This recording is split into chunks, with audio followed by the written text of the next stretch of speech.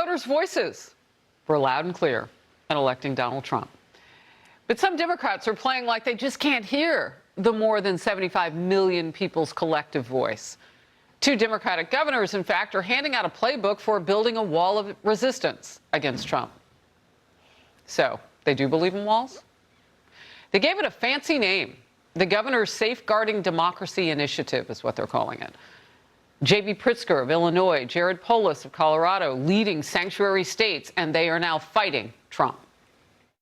This is just about responding to concerns that governors will have about dealing with what seems to be an onslaught from the new administration. I think it's very important that we double down on defending our small d democratic institutions, making sure that elections in the future, decisions of the courts, the rule of law, continue across administrations. Other Democratic governors and attorneys general in California, Washington, Arizona, Minnesota, New York, Massachusetts, New Jersey are promising to push against Trump, a resistance. And some Democrats say this is a perfect example of why they lost the election. Clearly, there's a disconnect with the party elite versus the everyday Democrats who are working, trying to get by, trying to raise their families, and trying to go to work every single day. We know that that messaging from the Democratic Party's elite, glitterati, failed miserably this 2024.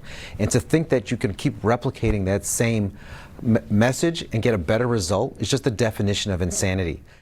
Wow, the glitterati.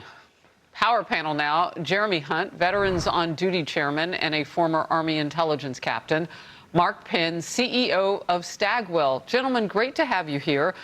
Mark, when you hear about the glitterati being a louder voice than the voters in your party for that point of criticism from that Democratic leader, what do you say? Well, I think you have to look at the election returns, and it is interesting. The Republicans won working and middle-class voters. The Democrats won those making under $30,000 and those making over $100,000.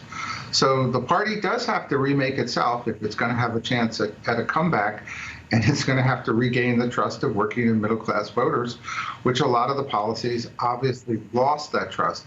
And look, one other thing, these governors, many of them are running for president. They're going to be catering to the Democratic base, or what they think the Democratic base is going to look like 4 years from now or 3 years.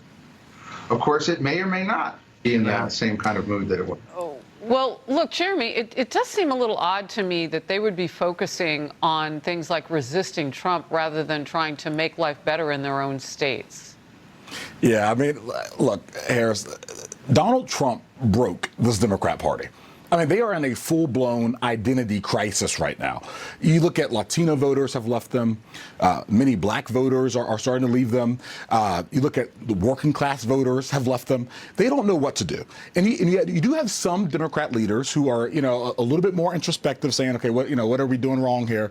But a lot of them, like these two governors, are basically doubling down on the same failed message that lost them the election. I mean, you wonder at what point are they going to come back to reality and actually start talking to people again. I mean, and it's just also so tone deaf because these governors, I mean, as you mentioned, I mean, these are sanctuary states. They care more about illegal immigrants than they do actual American citizens.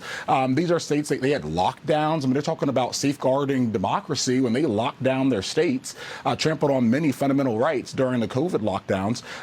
Crime has gone rampant. I don't think these are the greatest messengers for the Democrat Party right now. Look, if you're a donor, big or small, and you see that Kamala Harris's campaign went into debt, paying Beyonce and many others. I've listed them out many times on the show.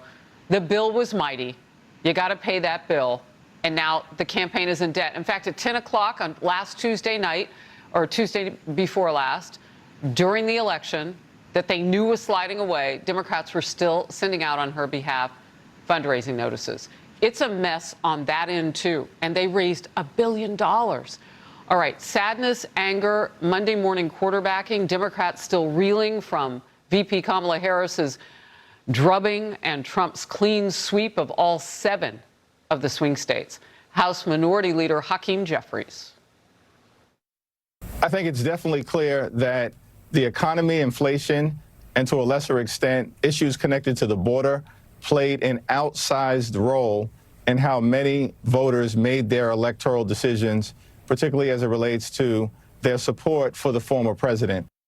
And you know this guy can't be quiet. Democratic strategist James Carville. We have no legislative power, we have no executive power, we have no judicial power. What you've done ain't worth. All right? Get your head around that.